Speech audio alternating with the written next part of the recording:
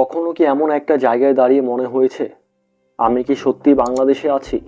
সবুজ পাহাড়, স্বচ্ছ নদী, পাথরের স্তূপ, আর মাথার ওপর ভেসে বেড়ায় সাদা মেঘ।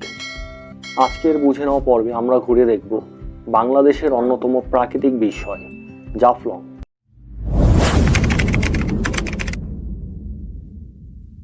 জাফলং অবস্থিত সিলেট জেলার গোয়েন্দাঘাট উপজেলায়, বাংলাদেশ ভারত সীমান্তের একেবারে কাছেই। এই জায়গাটি বিখ্যাত মূলত পাহাড়ি নদী পিনাই, প্রাকৃতিক পাথর, মেঘালয়ের পাহাড়ি সৌন্দর্য আর শান্ত পরিবেশের জন্য।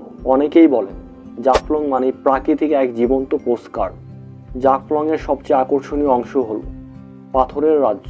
ভারতের পাহাড় থেকে নেমে আসা পিনাই নদীর স্রোতে স্বাভাবিকভাবেই জমে ওঠে নানা আকারের পাথর। বর্ষাকালে নদীর রং হয় নীলচে সবুজ, আর শীতকালে নদী এতটাই স্বচ্ছ নিচের পাথরগুলো চোখে পড়ে স্পষ্টভাবে।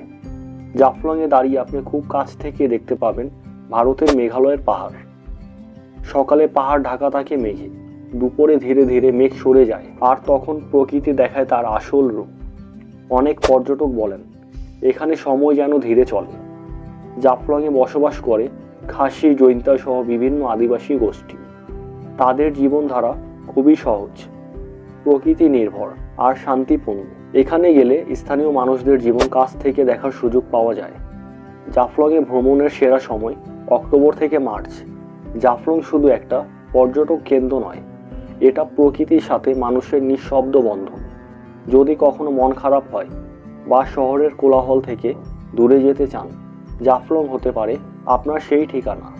ভিডিওটি ভালো লাগলে লাইক দিন, শেয়ার করুন, আর বুঝে নাও চ্যানেল সাবস্ক্রাইব করতে ভুলবেন না।